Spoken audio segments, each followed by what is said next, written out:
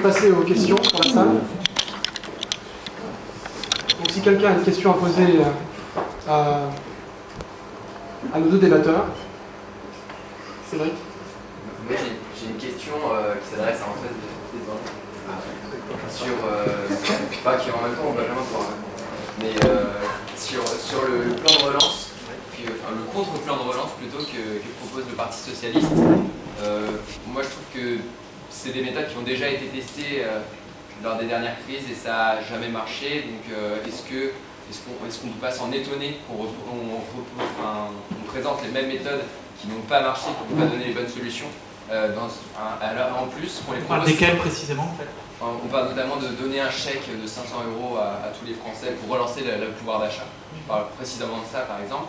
Et aussi après le plan de relance qui a été annoncé par le gouvernement de droite, donc je pense que je m'interroge sur ces deux questions. Est-ce que tu peux me répondre ici?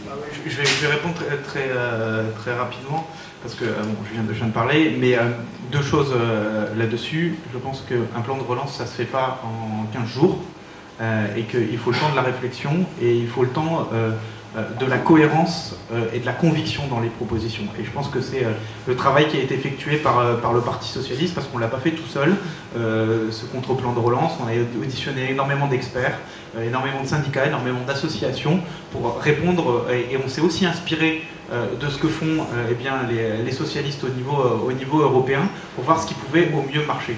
Maintenant, la deuxième chose, c'est que ce plan de relance il représente à peu près 50 milliards d'euros, tel qu'on l'a conçu.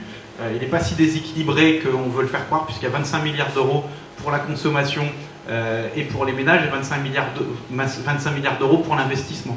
Aujourd'hui, le plan fait par Nicolas Sarkozy est un plan qui repose essentiellement sur l'activité des entreprises. Or, moi je répondrais tout bêtement qu'on a besoin aujourd'hui de relancer la consommation dans ce pays, en France, dans la mesure où on peut donner tout l'argent qu'on veut aux entreprises, si leurs carnets de commandes ne sont pas remplis, eh bien elles n'en vendront rien, elles n'embaucheront pas ou elles n'arrêteront pas leur licenciement. Et je pense que c'est ce qui est devant nous. Et avant de nous dire que les Français, quand on leur donne de l'argent, ils vont acheter à l'étranger, moi je vais prendre un exemple tout simple. Une chemise, quand elle arrive de Chine, on la paye en général 12 €. Elle est vendue 70 € chez les marchands français. Et ça fait la différence entre ces 12 € et ces 70 €. Ça reste sur le territoire français et c'est injecté dans l'économie. Donc quand bien même on est dans une économie mondialisée, relancée par la consommation, au-delà du fait que les stocks depuis très très longtemps et que ça c'est vécu très durement par bon nombre de nos concitoyens, en particulier l'Est, qui est une mesure de justice sociale, et c'est également quelque chose qui permet de relancer l'économie au-delà de baisser la TVA, etc. Mais c'est pour prendre l'exemple. Sur ce relance, évidemment, on peut regretter la date qui est un peu tardive, mais ça limite. Vous savez, on regrettait que la démarche d'un contre-plan, ça fait penser au shadow cabinet, c'est plutôt bien, ça permet de débattre et de dire voilà, qu'est-ce que vous proposez. Après, je pense qu'en effet, c'est un peu fort. Non, c'est bon. Okay. Sur ce thème-là, en effet, nous, on pense que le plan de relance choisi par Nicolas Sarkozy, essentiellement l'investissement, est une bonne démarche, parce qu'on considère que c'est un peu employé des méthodes des 80 et les socialistes l'ont fait. Alors, ça donne du pouvoir d'achat à court terme, mais ça détruit notre économie à long terme, parce que les Français sont très... d'une certaine manière, on va être très nationaliste pour avoir notre... Oui, merci.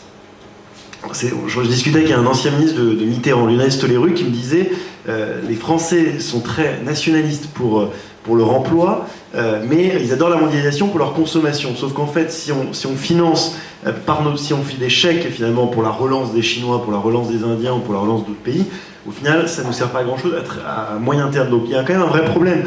Et puis, donc c'est déjà la première réponse. Pourquoi est-ce qu'on a choisi de faire essentiellement l'investissement? Parce que par le passé, ça n'a pas marché, parce que par le passé, ça accroît la balance commerciale, et parce que par le passé, finalement, on ne fait que relancer d'autres. Et puis, deuxième raison, c'est que l'idée, c'est que on veut que notre économie reparte, et notre économie, elle repartira avec des entreprises fortes, et c'est par l'investissement que ça marche. Donc c'est ça aujourd'hui notre démarche. Et puis troisième raison, n'oublions pas qu'il y a aussi de la consommation dans ce qui a été fait. Parlons du paquet fiscal qui concerne quand même à 90% des classes moyennes, qui concerne par exemple des jeunes. Quand par exemple un jeune a 3 mois de SMIC défiscalisé, et c'est aussi du pouvoir d'achat pour des jeunes.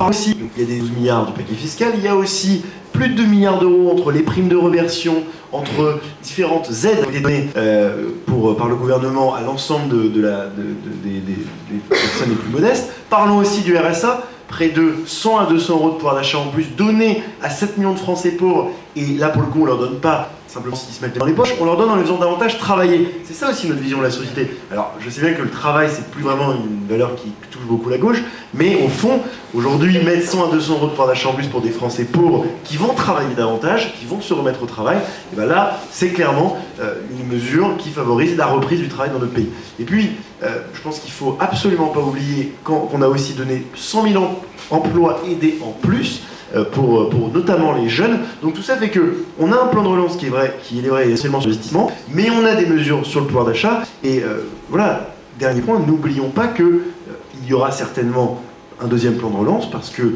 la Grande-Bretagne est en train de le faire, parce que Nicolas Sarkozy a dit qu'il va réfléchir. Donc il y aura certainement un deuxième plan de relance. Et puis enfin, dernier point, c'est que c'est assez surprenant d'avoir aujourd'hui la gauche critiquer le plan de relance français, alors que par exemple sur le sauvetage des banques, on fait exactement ce que des gouvernements travaillistes en Grande-Bretagne et socialistes en Espagne font. Donc tout ça fait que c'est un plan de relance qui est solide, qui est sérieux, et on voit bien que si la France aujourd'hui n'est pas tombée en récession et a eu une croissance un brin positive au troisième trimestre de l'année 2008, c'est aussi que tout ce qu'on a fait par le passé et l'ensemble des réformes qui sont menées actuellement ne sont pas sans résultat et ont donc de l'impact. Désolé de vous interrompre, en fait je voudrais juste saluer en fait Laurence, qui est la présidente et fondatrice de la fédération MP Grande-Bretagne, et qui est la raison qui fait que nous sommes là aujourd'hui.